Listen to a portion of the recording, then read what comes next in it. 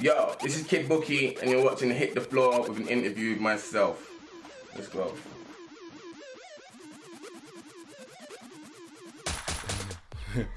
It came from a don called Bookie, who was an MC in the ILL group, and like, you know what? I was just a fucking tag along. I just wanted to just be part of something. I would have took Kid Killer if I had to, or fucking Nasty Murderer. I just wanted a name, you know, of something. But then I took the name and made it my own, rather than like I was just the younger of this person, or I was just the younger of that person, and, you know, I made it into a, you know, you would never associate him with it because he doesn't exist anymore. So I won't lie, I hated grime when I first heard it. I remember I got a brethren called Danny, who was like my cousin. I got he used to bang grime. I just used to hear, you know, like them Virgo beats. I go, oh, like this, I was just thinking, what the fuck is this? Because these times I was just fucking listening to Sugarcoat playing my guitar, like, not even knowing what the fuck that was going on. I hated that shit. Then my sister, she joined a local crew of MCs called ILL, and she was the singer of it. So I was always like hearing these people spitting outside the window whilst I'm scrubbing fucking balls and dick and bath, and I'm just thinking, what the fuck am I hearing outside? Why is this big cypher of just loud, angry men shouting these bars? But, yeah, and I liked it. So I remember one time I wrote bars. I was like, what did I say? Oh, you don't want, I can't remember something about getting thrown under a red bus. It was like my first ever set of bars, and I didn't know what to do. I remember going to school, seeing all the boys spitting bars, and I just wanted to spit bars, but I was fucking scared, man. But yeah, man, I started to love it around like 2006, 7. I started spitting in 2007, but started to like it around 06, where there was like hazardous sessions times, where there was Bearman and there was Lioness going hard as a youngster, and, you know, it was like, that's when I loved grime. That's when I thought, raw, like, I don't actually want to listen to no more music apart from grime. Like, I remember, you know, I was strictly used to listen to Dot Rotten, P Money and Desperado, and it's like I molded my whole shit from them, like at that present time. And I remember when I met on MySpace days, I used to just like want to speak to these people, and I was just like, yo, like, let's do music, let's do this. And I remember one time I did this years ago. I messaged Desperado, and he got back to me. I was like, yo, oh shit. I met him. Then I met him when I was spitting, and he took me studio. I just did like my third ever track, or my third, fourth, whatever, like fifth or something, who cares, ever track. And then it's like, I remember I met all the members, and I was like the youngest of the group. I was the youngest of the group by far, because even when I was young, they was like in their 20s and shit already. I was like 14, 15.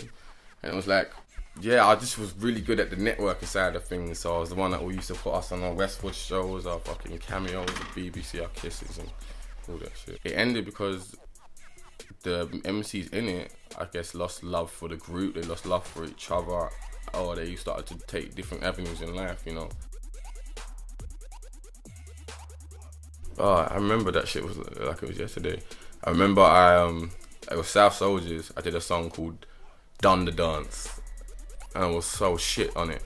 But I remember it went on one extra. I remember I didn't even know. I just remember it was like, I went to my studio. I used to go, like, I go to the studio still with now, big up SP. He was like, yo, you was on one extra the other night. I was like, what? Like, imagine being young thinking, yo, this, I thought that was like, everyone knows who I am now. I thought, yo, I'm on the BBC. That means everyone in the fucking world knows who I am. I remember, like, the feeling of us just like, yo, like, I'm on the radio. Like, I'm on the radio. How does that happen? Like, you know what I'm saying? That's what I was feeling. That was like the pinnacle of what I thought was it, of success. Like, yeah, you do that, and it's fucking known. Little did I know that it was not that, but I'm still here.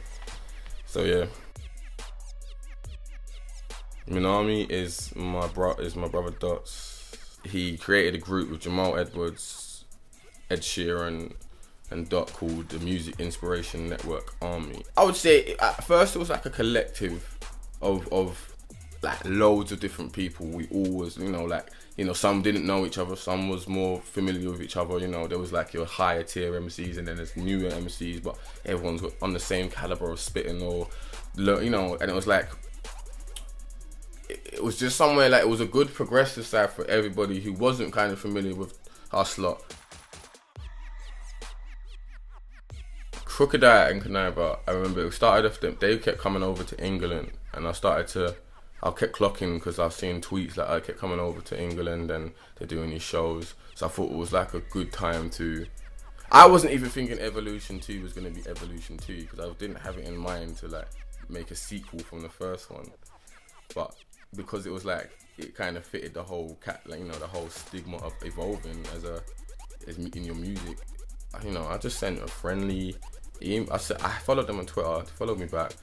Got into the direct messages. Started to email them, and then it was just like from there it started picking up. Once I got Crocodile on the tune, it was easier to get Conniver on the tune because they was both on Shady Records. So it was like I could use that to my advantage to put them on the song. But it's not even like that. Them.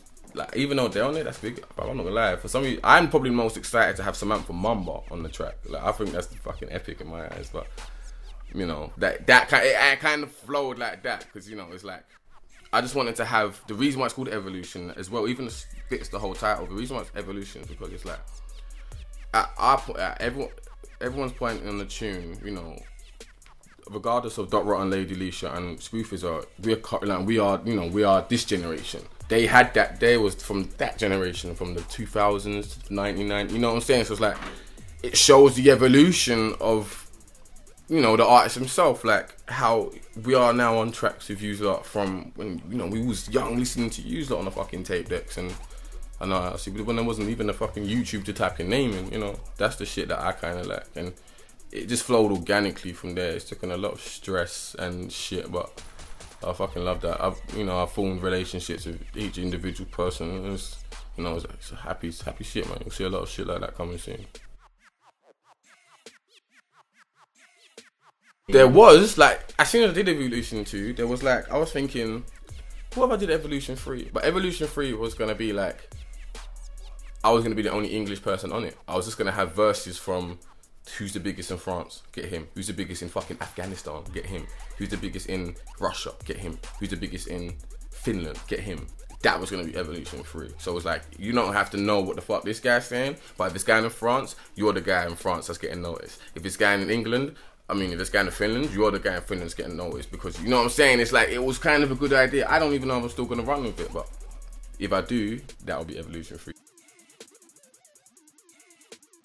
2014 holds a lot more music, sonically better music that is, put together by a good team. Big up JPL and everybody over there. Let me show you something. This is the sound that I'm fucking with right now.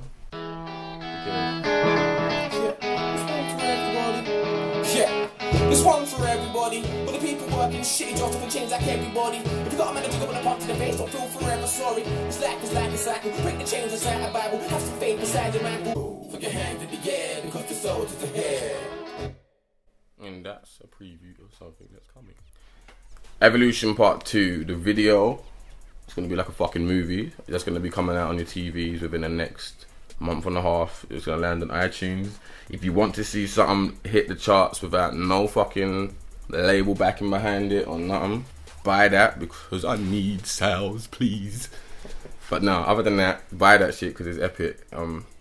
Big up everybody. Big up Tendix and Christy. You're gonna see a hell of a lot more videos. You're gonna see a hell of a lot more everything. I've got a good team around me now. Shit's good. Big up the whole FGM lot, the Minami lot. Everybody that's doing their thing, man.